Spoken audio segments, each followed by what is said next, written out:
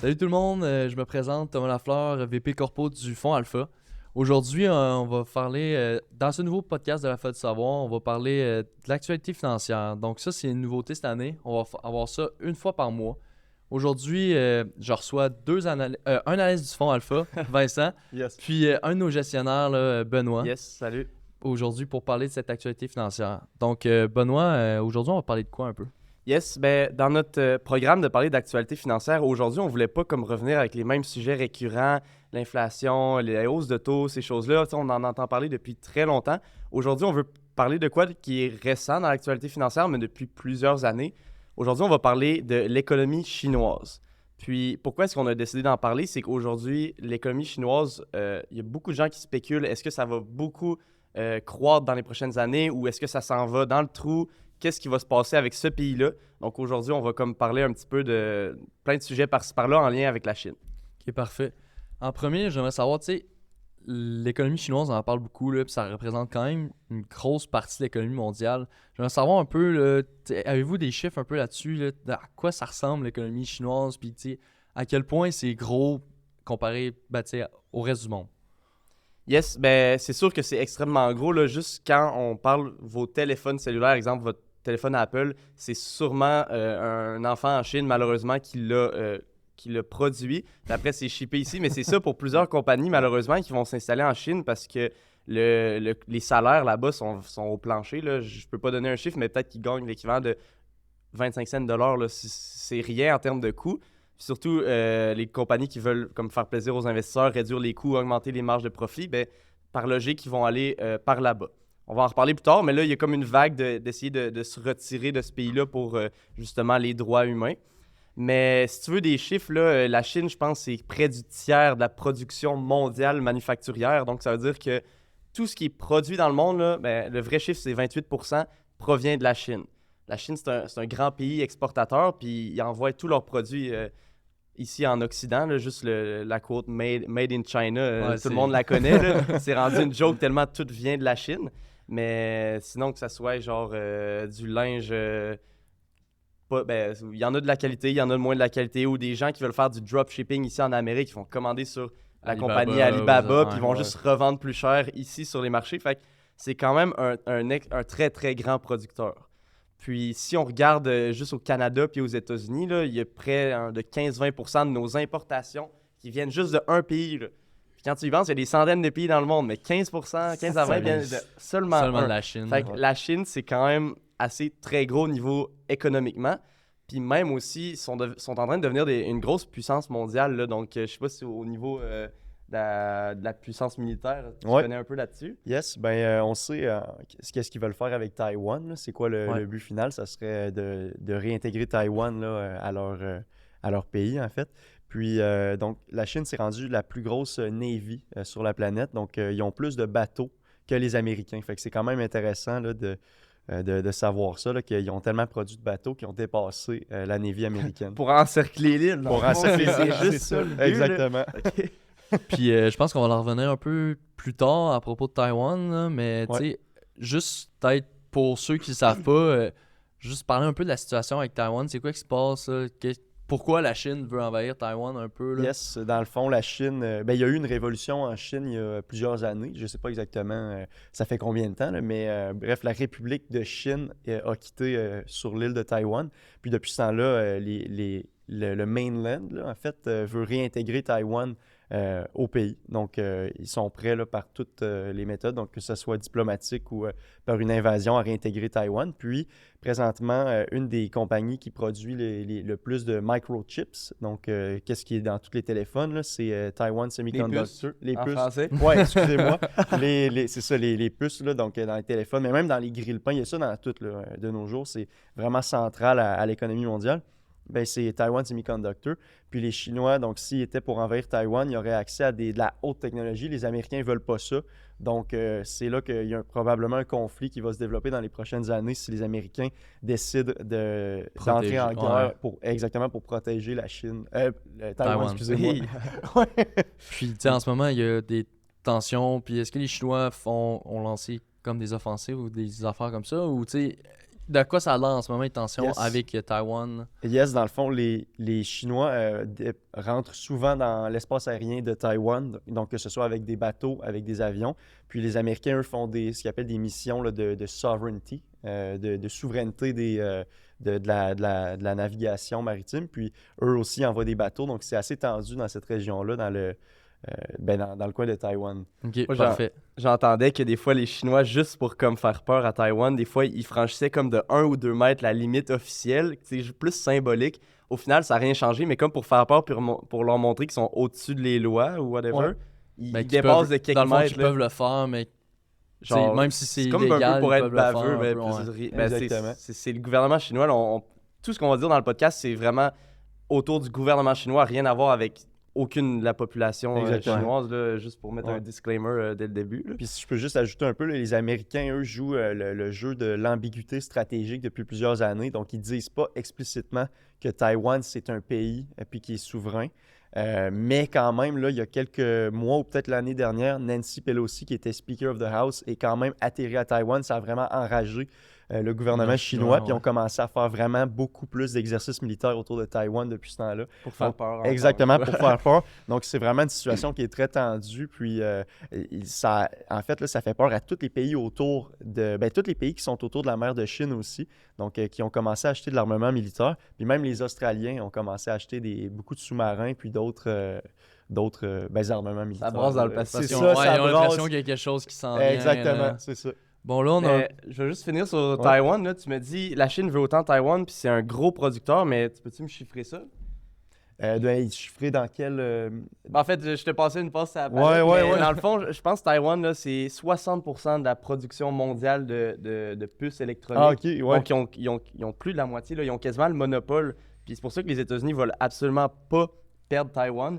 Puis Ils veulent pas je que la pense Chine prenne le contrôle Ouais, aussi. c'est ça. Je pense, c'est quoi que tu me disais qu'ils vont faire sur les usines de Taïwan? Ah ouais. Ça, c'est dans un plan américain. Donc, si la Chine était pour envahir Taïwan, les Américains bombarderaient les usines de Taiwan Semiconductor pour absolument pas que les Chinois aient accès à la haute technologie, principalement des machines de lithographie extrême, là, que ça s'appelle pour faire des puces. Là. Puis, c'est la compagnie ASML qui les produit. Puis Taiwan Semiconductor en ont plusieurs. Alors, les Américains bombarderaient... Je vais peut-être avoir d'arcave, là, mais c'est quoi une lithographie extrême? Yes, dans le fond, c'est une méthode de production de micropuces. Là. Ok. Donc, les micropuces, c'est ce qu'il y a dans ton téléphone. Puis ça utilise là, des rayons UV. Mais je connais pas ça là, en détail. Je suis pas un scientifique. Mais bref, c'est comme la méthode la plus avancée. Puis ça nécessite une machine qui vaut super cher, environ 250 millions de dollars.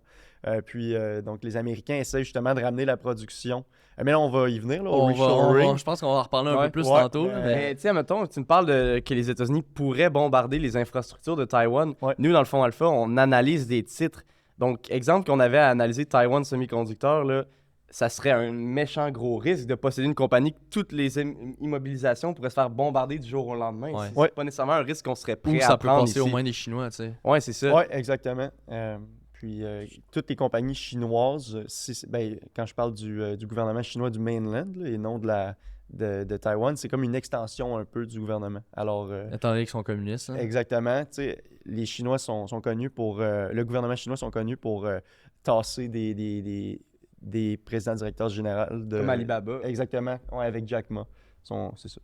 Ben, Jack Ma, Qu'est-ce- il commençait à pas l'aimer. Il Ouais, faisait ils l'ont- trop. Il avait l'air d'un clown. Il faisait des vidéos avec Elon Musk. Ouais, il jouait de la discutait. guitare devant Fait que c'était ouais. comme trop un peu. Ça popait trop pour la Chine. Fait qu'ils ont dit. Ils on l'ont le tasse. tassé, c'est ça. Fait que dans le fond, Normal. le PDG d'Alibaba, ils ont décidé de comme le mettre de Exactement. côté. étant Exactement. donné Parce que ce qu'il faut comprendre, c'est qu'ici, exemple en Amérique du Nord, une compagnie, qui prend les décisions stratégiques de la compagnie, ben, c'est le board, la direction. Ouais. Mais qui élit la direction, c'est les actionnaires, directement au conseil d'administration, par vote, ces choses-là. Mais en Chine, c'est pas la même chose. Qui détermine c'est qui le dirigeant? C'est juste le gouvernement. Ouais, c'est là. le gouvernement. Donc, en même temps, posséder une compagnie chinoise, peut-être qu'il y a des bons prospects de croissance ou des bonnes opportunités, mais en même temps, si tu possèdes la compagnie, mais tu la contrôles pas vraiment, tu sais, à petite échelle, posséder quelques actions, ça changera rien que tu sois en Chine ou Mais si aux t'es États-Unis, all-in en mais Chine, tu risques de... Exactement. t'as pas de pouvoir. Ouais, Fait que, C'est ça, c'est un pays où que c'est un pays qui est très développé, là, mais c'est un pays où que la précarité de la propriété privée moins intéressante maintenant qu'au Canada ou aux États-Unis. Parce qu'ici, le gouvernement ne peut pas juste arriver et dire cet actif-là, ben je le saisis. Sauf, tu sais, des fois, là, l'Hydro-Québec vont faire ça, ils vont exproprier les gens, mais ils vont te le payer au moins. Ouais. En Chine, ils peuvent tout simplement dire ça, c'est à nous.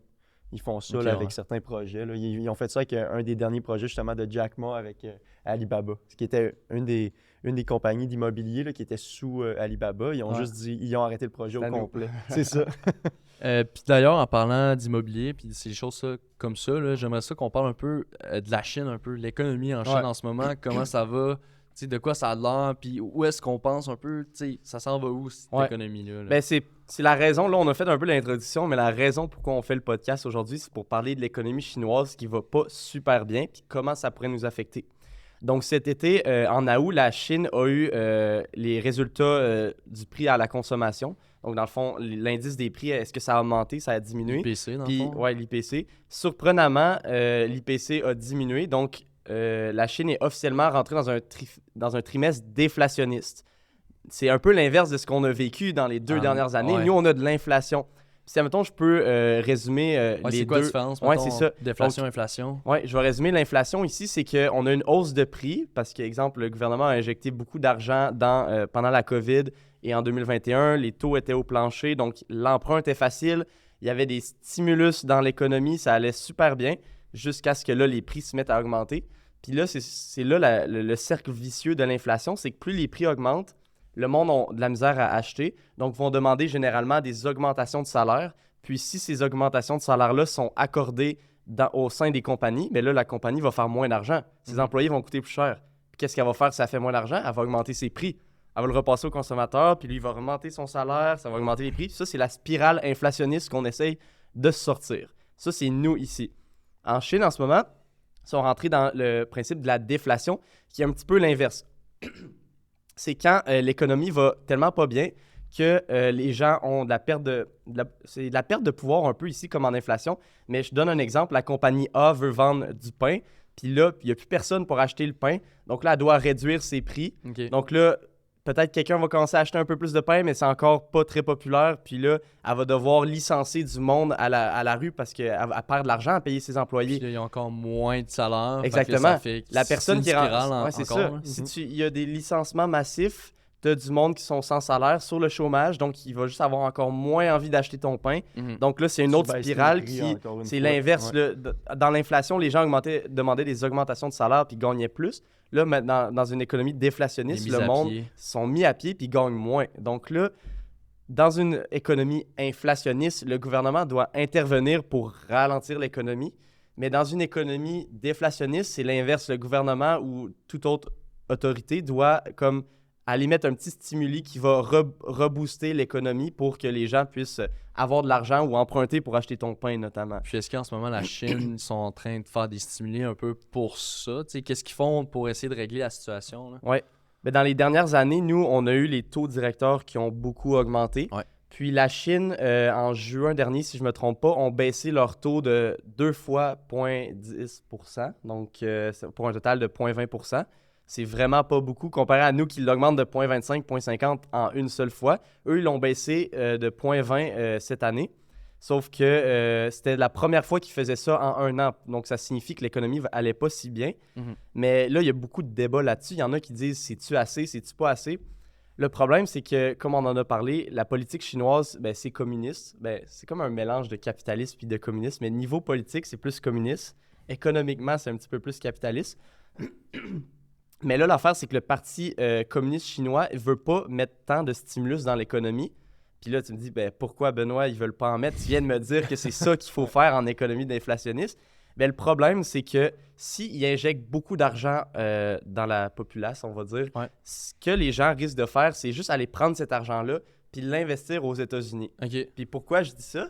C'est parce qu'en ce moment, nous, aux États-Unis ou au Canada, nos taux ont full augmenté. Donc, pour le côté, la personne qui épargne de l'argent, c'est C'est des avantageux pour eux de Ouais, faire des placements. des dans placements ça. sécuritaires qui sont presque garantis, sauf si les États-Unis ou le Canada feraient défaut. Mais si ces deux pays-là font pas défaut, ce qui risque d'arriver, Ouais. ça, ils vont pas faire défaut, ben, tu as quasiment un 5% garanti là, avec des obligations gouvernementales. Donc, ce que le gouvernement chinois, qui est en grande compétition contre les États-Unis, ce qu'ils veulent pas qu'il arrive, c'est que le gars chinois qui reçoit plein d'argent, au lieu de le réinjecter dans le pain que je parlais dans mon exemple, Ouais. il aille acheter des obligations américaines puis qu'il soit garanti 5%. Parce qu'aux États-Unis, c'est 4-5% les bons du Trésor 1 an. Mais en Chine, l'équivalent, le produit financier équivalent donne juste 2%. Ok, ouais. Fait que Fait c'est que- pas avantageux pour eux de rester puis Exactement. d'investir. Puis la Chine veut pas comme donner un avantage économique aux États-Unis. Donc, leur approche pour stimuler l'économie, c'est vraiment plus d'aller vers des crédits à des contracteurs immobiliers puis Ok. pour juste stimuler l'économie de l'immobilier. Parce que je sais pas si tu veux en parler un petit peu. Ouais. Je te passe... Ben, on peut, dans le fond, là, on peut parler un peu de l'immobilier en Chine. Ça compte pour environ 1/3 du PIB. Donc, pour ceux qui ne savent pas c'est quoi le PIB, là, c'est simplement une mesure de la production à l'intérieur d'un pays au courant d'une année. Puis les Chinois, donc c'est l'immobilier, là, c'est 1/3 de leur économie au complet. Fait que dans le fond, le PIB, ça décrit un peu la richesse d'un pays. Là, en Exactement. gros. Ouais. Exactement. Puis Mais un tiers, c'est beaucoup. Là. ouais, Il doit y avoir c'est- aucune autre nation c'est- quasiment que c'est Ah non, autant. c'est là-dessus. quand même pas vraiment mal. beaucoup. Puis donc ça peut sembler là, vraiment d'un super gros marché. Sauf que quand on apprend qu'il y a environ 65 millions de maisons qui sont simplement inhabitées en Chine, on peut se poser des questions à savoir si ce 1/3-là, c'est comme juste des actifs qui sont sur papier, puis que finalement, là, c'est pas de la vraie valeur. Même qu'il y a ça fait-tu quelques mois, quelques années qu'Evergrande a fait Quelques faillite? mois. Quelques mois Ouais, qu'Evergrande c'est en août, ouais. C'est qui ça. Evergrande? Evergrande, c'était un des plus gros développeurs immobiliers chinois.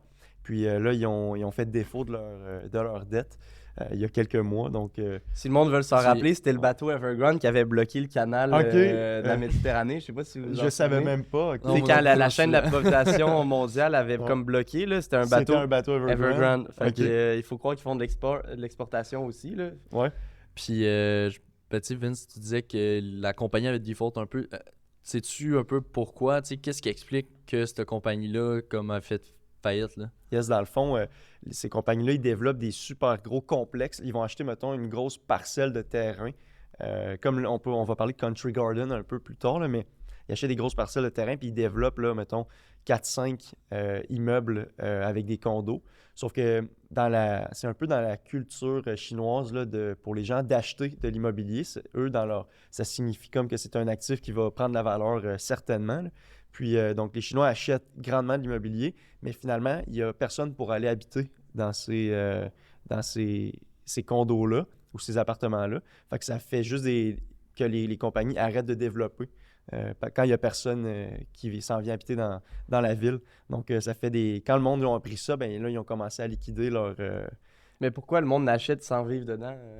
Ben, c'est comme culturel un peu, là. Là-bas, en Chine, les gens achètent... Comme leur placement? Ouais, c'est ça. Ok. Ils viennent acheter là, de l'immobilier. C'est comme une valeur sûre pour eux. Ok. C'est ça, c'est culturel. Et aussi, ce que tu me parlais des fois, juste au niveau relationnel, il y a des hommes qui achètent oui. une maison juste pour obtenir l'approbation du père de C'est la ça. personne qui veut le prendre comme femme, comme épouse. Donc, ils achètent une maison sans même avoir la certitude que la fille va dire oui. Là. Exactement. Donc, des fois, c'est Mais une c'est parce culture totalement différente. Exactement, c'est que si t'es pas propriétaire d'immobilier là-bas, ben T'es comme mal vu un peu. Ouais. exactement. Donc pourquoi est-ce que le père de la femme dont je rêve voudrait de moi, tu sais? Donc c'est ça, la majorité des gens en Chine achètent de l'immobilier, là. Puis donc c'est ça. Donc Evergrande, c'était le plus gros développeur, puis ils ont fait faillite. Ok. Et là en ce moment, il y a Country Garden. Je sais pas si tu veux Un en autre parler gros un de- peu. ben, je sais qu'ils sont sur le bord de la faillite, mais j'ai C'est ça. pas creusé dans les états financiers. Mais justement, on peut en parler des états financiers en Chine. Est-ce qu'on peut s'y fier ou non? Ben c'est ça le gros débat, là. Est-ce que l'information qui sort de Chine est fiable? Tu sais, c'est sûr que des régimes qui sont autoritaires un peu comme la Chine, la Russie, ils veulent avoir l'air d'un miracle économique. Donc, est-ce qu'on peut vraiment se fier à toutes les données qui sortent de Chine? Puis ils ne sont pas sur les mêmes standards de comptabilité que nous. Tu sais, ici, si tu lis des États en IFRS qui sont audités par... Des comptables. IFRS, c'est quoi ça? c'est les normes internationales. Je sais même pas c'est quoi exactement que ça veut C'est dire. des principes comptables utilisés à l'international. Ok, mais c'est ça, c'est juste International Ouais, Financial Reporting. Ouais, puis sinon, aux États-Unis, ils ont le GAP, c'est le Generally Accepted Accounting Principles. Puis ça, c'est juste c'est des normes comptables que toutes les compagnies qui sont cotées en bourse sont obligées de suivre. Ouais, ok. Donc, ça vient standardiser l'information financière. Puis après ça, ben dans les rapports annuels, les compagnies sont auditées. Donc ça vient certifier que l'information financière est véridique. En Chine, bon, c'est sûr qu'ils sont audités aussi, mais comme ils ne sont pas sur les mêmes standards que nous, puis ils veulent avoir l'air du miracle économique là, des 40 dernières années. Est-ce qu'on peut vraiment se fier à leurs informations? Je ne sais pas. Il y a le fait aussi qu'en Chine, on n'a pas accès à toute l'information. C'est pas autant transparent que, je sais pas, des pays de l'Occident comme, mettons, les États-Unis ou en Europe. Fait que c'est plus difficile d'avoir accès à l'information véridique. Peut-être qu'ils changent les chiffres, peut-être qu'ils changent certaines affaires. Comme, là, juste... C'est un autre sujet qu'on voulait aborder, là, mais il y a aussi quelque chose qui va mal en Chine, là, c'est les jeunes. Je pense que les jeunes, il y a vraiment un grand problème. Chômage. Du chômage, ils ont de la misère à se trouver des emplois. Puis ça, c'est difficile pour eux de se trouver des emplois, étant donné que ils ont éduqué la population, le gouvernement chinois. Ouais. Mais je pense que vous pouvez plus m'en parler, les gars. Là, Yes. Ben, dans le fond, les Chinois, là, comme Ben a dit au début, c'est une manufacture. C'est la manufacture de la planète. Ils ont beaucoup de gens là, qui travaillent dans des petites usines ou dans des grandes usines puis qui ont des salaires essentiellement de misère là, par rapport à nous ici. Puis, donc, c'est ça. Ils ont vraiment éduqué leur population dans les dernières années pour essayer de se transformer en économie du secteur tertiaire, là. Eux, ils appellent ça l'économie de service. Donc, pour ceux qui ne savent pas, le secteur primaire, c'est les ressources, là. C'est les mines et essentiellement là, tout ce qui est ressources, matières premières. Le secteur secondaire, c'est la transformation de tout ça. Puis le secteur tertiaire, c'est mettons, une compagnie d'ingénieurs. Ils offrent leur savoir, leur science, science, toutes ces choses-là. Tout ce qu'il faut que tu aies fait des études. Exactement. Fait que là, il y a beaucoup de jeunes dans la strate de 18 à 29 ans qui ont fait des études, mettons, pour devenir ingénieur, pour devenir comptable, pour devenir en finance. Puis finalement, essayer d'améliorer leurs conditions économiques. Pour avoir un gros salaire. Puis là, quand ils ont fini leurs études, ils ne peuvent pas avoir d'emploi. Il n'y a pas d'offre d'emploi là-bas. Donc, ça fait à peu près, je crois que c'est 21% des jeunes qui sont sur le chômage en ce moment en Chine.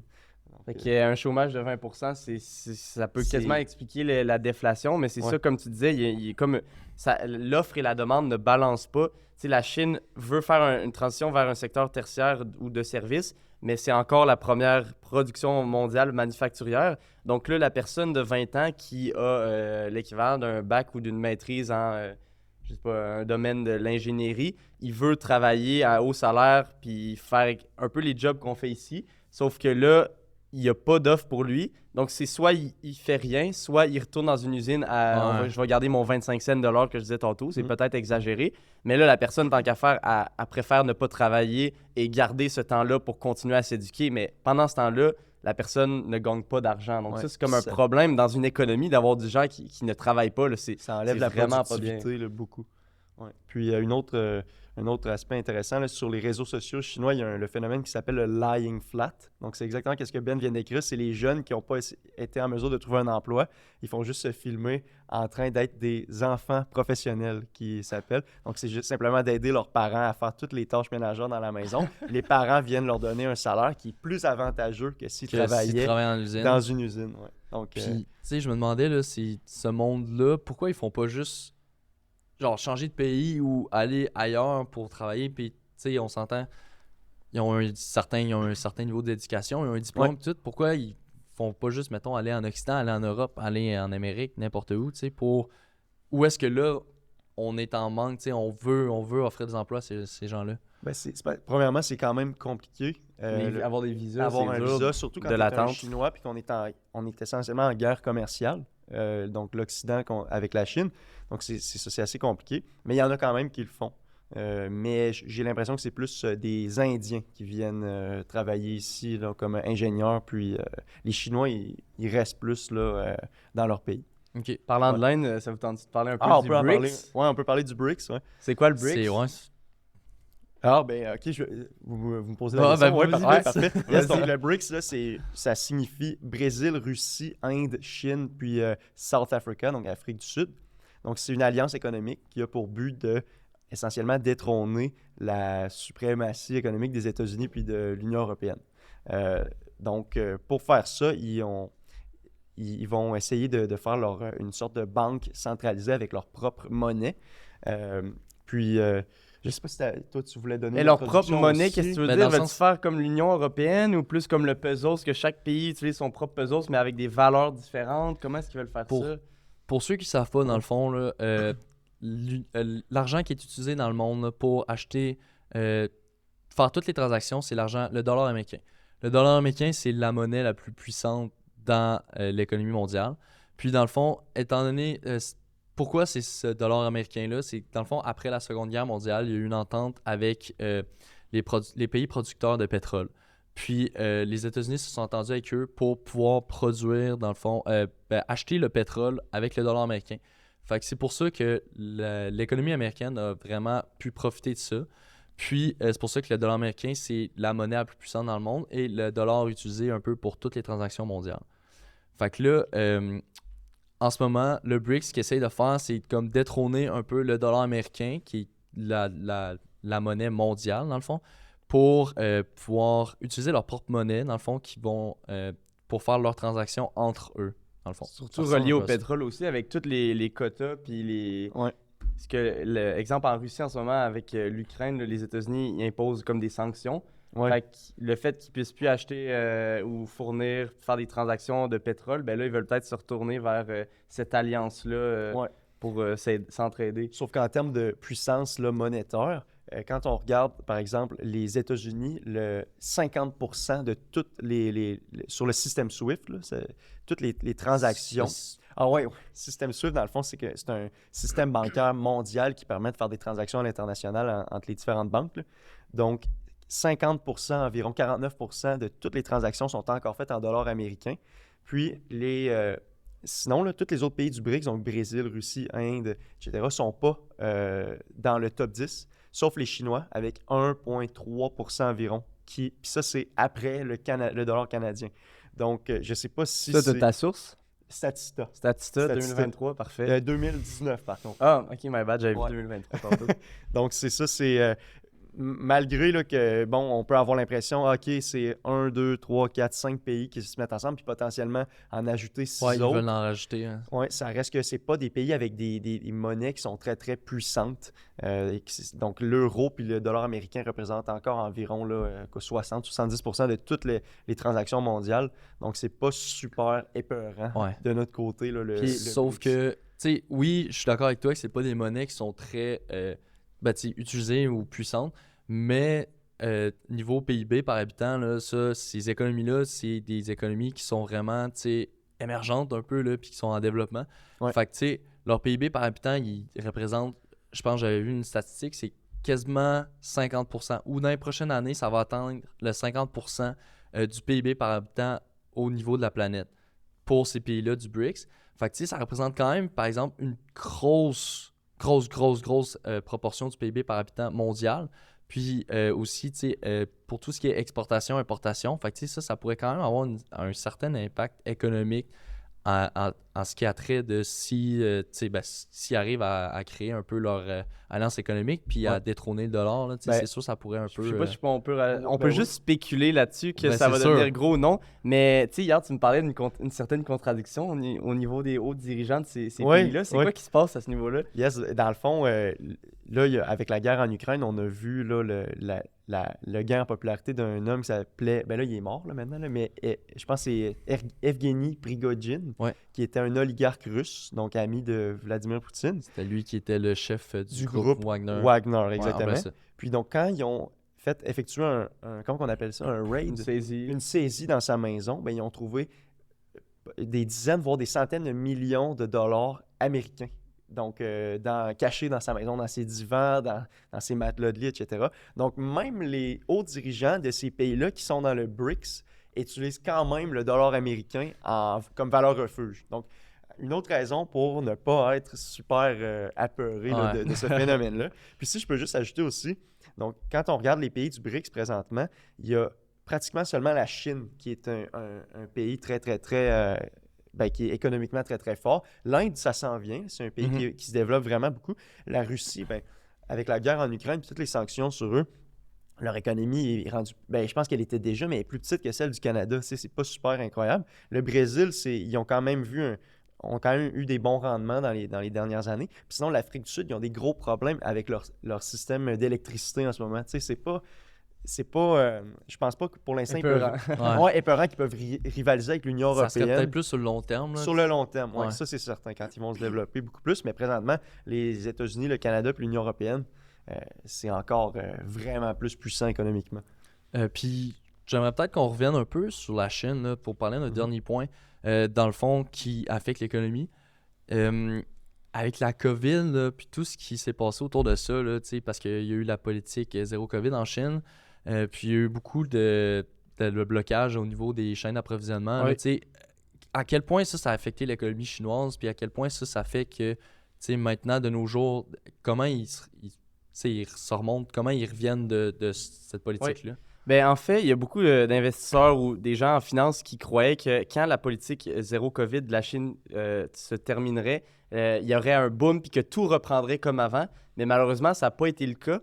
Pourquoi? Parce qu'il y a beaucoup beaucoup de puissances occidentales qui se sont rendus compte que d'être trop dépendant avec la Chine, dès qu'il y a un problème, tout est parti dans la mauvaise direction. Tu sais, vu que la chaîne d'approvisionnement était bloquée, ça faisait qu'il y avait moins d'offres de produits chinois sur le marché américain. Donc, moins d'offres, ça veut dire des prix plus hauts. C'est une des raisons qui a contribué à l'inflation, mais il y a eu plusieurs autres raisons, mais c'en était une. Puis, en ce moment, il y a un mouvement que le terme anglais, c'est reshoring. Je ne sais pas malheureusement c'est quoi en français, mais ça serait comme un peu du protectionnisme, là, de rapatrier des entreprises qui étaient à l'international, de les ramener dans les pays d'origine pour avoir une production plus locale. C'est comme un peu ce qu'on fait avec le lait ici au Québec. Là. On produit vraiment juste local pour favoriser l'économie du Québec. On n'achète pas le lait des États-Unis, même si c'est beaucoup moins cher. C'est ça, même si en Chine, la production est beaucoup moins chère, il y a des entreprises qui veulent rapatrier pour être moins dépendants à ce système d'approvisionnement qui provient de la Chine. Puis au niveau de la Chine, c'est négatif. Eux, c'est un pays exportateur. Puis si tout à coup, nous, on arrête de leur acheter, ils vont juste faire comme moins de ventes au niveau du pays en grandeur. Là. Donc, je ne sais pas si vous voulez commenter là-dessus. Oui, c'est ça. Dans le fond, c'est vraiment un phénomène qui est avec dans toutes les industries, là, le reshoring. On peut même parler de Foxconn, qui est la compagnie d'usine là, que Apple utilise pour construire ses téléphones. Eux, normalement, c'est en Chine, là, la plus grosse usine qu'ils ont, mais ils veulent en ouvrir en Inde. Donc, j'ai l'impression qu'il y a une transition là, de la Chine vers l'Inde pour tout ce qui est manufacture. En Inde aussi, ils ont des lois sur les salaires qui sont un peu plus avantageuses là, pour les entreprises. Là. Puis sinon, tout ce qui est semi-conducteur, donc les micro-puces, comme on a parlé au début, les Américains avec aux États-Unis, le CHIPS Act. Le CHIPS Act, exactement, ils veulent ramener la production en Arizona et en Ohio, je crois. Donc, pour ceux qui le savent, tu peux-tu un peu plus parler du CHIPS Act, juste pour donner une idée de à quoi ça a l'air? Exact. Dans le fond, c'est Joe Biden au début de l'administration de Joe Biden, au début de leur mandat, ont signé le CHIPS and Science Act. Puis l'objectif, je crois que c'est 45 milliards de dollars américains qui est injecté dans l'économie, peut-être un peu plus. Puis l'objectif, c'est de donner des allègements fiscaux à des compagnies comme TSM, Intel, pour qu'ils construisent des nouvelles fabs. Donc ça, c'est des fonderies là, que ça s'appelle. C'est où qu'ils créent les micro-puces. Okay. Donc pour qu'ils construisent ça en Arizona. Puis le but, c'est justement de conserver la haute technologie sur le territoire américain pour pas que les Chinois y aient accès. Parce que faut comprendre que si les Américains réussissent à faire en sorte que les Chinois n'ont pas accès à la plus haute technologie, leur économie va se développer moins rapidement que la leur. Puis aussi le fait pour qu'on ne soit pas dépendant d'un autre pays en même temps. Exactement. Puis juste, quand on parlait des chaînes d'approvisionnement puis tout, à quel point la Chine, ça a été affecté, puis à quel point, pendant la COVID, là, le fait que la Chine, il y avait la politique zéro COVID, là, à quel point ça a affecté le reste du monde, puis à quel point ça a affecté comme les économies un peu mondiales, là, juste à cause d'un pays en particulier. Là. Comme je disais tout à l'heure, il y a eu la dégradation de la chaîne d'approvisionnement, puis ça fait en sorte que toutes les compagnies, exemple les compagnies automobiles, c'est sûr qu'on n'a pas vraiment d'automobiles qui viennent de la Chine, là, donc je vais prendre un autre exemple d'abord, mais n'importe quel produit qui venait de là-bas, on avait de la misère les compagnies avaient de la misère à s'approvisionner. Donc, ils n'étaient pas capables de répondre à la demande. Donc, il y avait des grandes files d'attente au niveau des consommateurs pour certains produits. Puis, des compagnies qui avaient juste leur stock qui, genre, ils n'étaient pas capables de pallier la demande. Mais au-delà de ça, tu sais, on peut juste spéculer sur est-ce que si l'économie chinoise se dégrade, l'impact que ça va avoir sur l'Occident. Je suis pas non plus économiste, je pourrais pas émettre mon point, mais tu sais, ça pourrait nuire aussi au contexte inflationniste qu'on a aujourd'hui. Comme on a dit, quand la COVID, à cause de la COVID, la Chine arrêtait de produire pour nous. Mais là, si elle arrête de produire ou elle produit moins parce que ça va pas bien là-bas, ça pourrait avoir potentiellement les mêmes impacts. Donc, augmenter nos prix à nous, ce qui n'est pas souhaitable au final. Ou d'un autre côté, comme ils sont en contexte déflationniste, puis sont obligés de baisser leur prix, puis nous, c'est quand même 15% de nos importations. Potentiellement, ça pourrait que ça nous coûte moins cher. Aussi, là, c'est peut-être bon, c'est peut-être mauvais. C'est ça, exactement. C'est vraiment difficile. C'est de la spéculation. Là. Puis, tu sais, mettons, niveau investissement, niveau... tu sais, parce que là, l'économie en Chine, on s'entend que le portrait global est comme un peu moins rose que qu'est-ce qu'on pensait, tu sais, ça va moins bien que qu'est-ce qu'on pense. Mais, tu sais, on en pense quoi? Est-ce que ça reste un bon investissement, investir dans les marchés en Chine ou pas vraiment, tu sais? Ouais, ben comme je disais au début, j'ai mentionné que pour TSM, la compagnie de semi-conducteurs, Taiwan Semiconductor, c'était peut-être un red flag pour nous au niveau risque d'investir là-dedans. C'est sûr qu'il faudrait creuser un petit peu plus. Mais de la même manière, c'est pas juste Taiwan Semiconductor. Nous, au Fonds Alpha, ben moi, je dois gérer un portefeuille. Puis je serais peut-être pas 100% à l'aise de prendre un risque d'aller dans des compagnies plus chinoises. Mais il y a les deux revers de la médaille. Oui, c'est beaucoup risqué, mais peut-être aussi qu'une compagnie aurait pu vraiment baisser beaucoup en raison du contexte géopolitique, mais que la compagnie en tant que telle, elle a des bons états financiers, puis ça pourrait être prometteur, ça pourrait être une compagnie sous-évaluée. Mais je ne sais pas vraiment si je voudrais me rendre là en tant que niveau de risque. Je sais qu'il y a quelques années, on a eu Alibaba dans le fond, puis on est sorti de cette compagnie-là justement partiellement pour ces raisons-là. Donc, le fonds Alpha est aucunement restreint d'investir à l'international. Il y a même des compagnies qui nous intéressent, que ce soit au Japon, exemple, des grosses compagnies solides comme Toyota, que tu sais que ça va bien, mais d'aller investir dans, exemple... NIO ou genre Alibaba ou des petites compagnies en Chine. Je suis pas sûr que c'est peut-être pas nos priorités, mettons. Il y a des bons deals partout, il y a des milliers de compagnies dans le monde, il y en a plein qui sont des opportunités d'achat incroyables. Il y en a peut-être en Chine, mais c'est risqué. Fait que C'est ça. Sur la lancée à Ben, il ne faut pas tomber dans le FOMO, là, donc le Fear of Missing Out. Donc, il y a des effets. Ça veut dire quoi, ça, Fear of Missing Out? C'est la peur de manquer une opportunité. Ouais. Donc, effectivement, en Chine, avec le ralentissement économique, il va y avoir des compagnies avec des très bons fondamentaux qui vont être en rabais, essentiellement. Sauf que ça reste qu'il y a des bons rendements dans des pays où que la précarité de la propriété privée est vraiment meilleure. Que c'est moins précaire, exactement.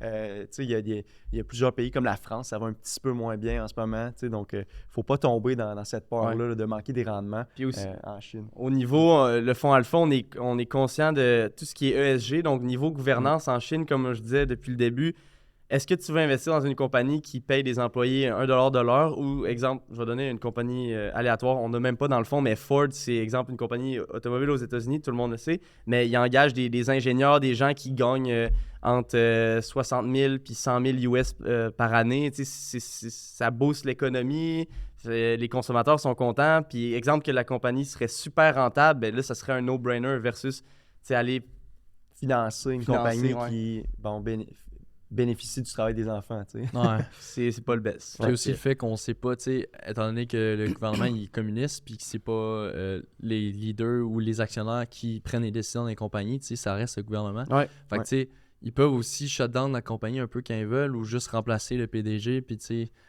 ça va affecter le rendement de cette compagnie-là. Mais aussi, même qu'on pourrait posséder, exemple, on dit tout le temps Alibaba parce que c'est dans les plus grosses, mais exemple qu'on possédait Alibaba puis le gouvernement chinois disait de même, on le sort des marchés boursiers, ben je sais même pas moi-même qu'est-ce qui se passerait. Si rembourserait les investisseurs, nos actions, on le sait pas, fait que c'est tellement un risque élevé, fait que je sais pas si on voulait conclure là-dessus. On a parlé beaucoup de la Chine, comment ça peut nous affecter, mais au niveau de la gestion de portefeuille, si vous investissez dans le fonds Alpha, on prend pas des risques non réfléchis là, nécessairement d'aller investir là-bas tout de suite pour l'instant.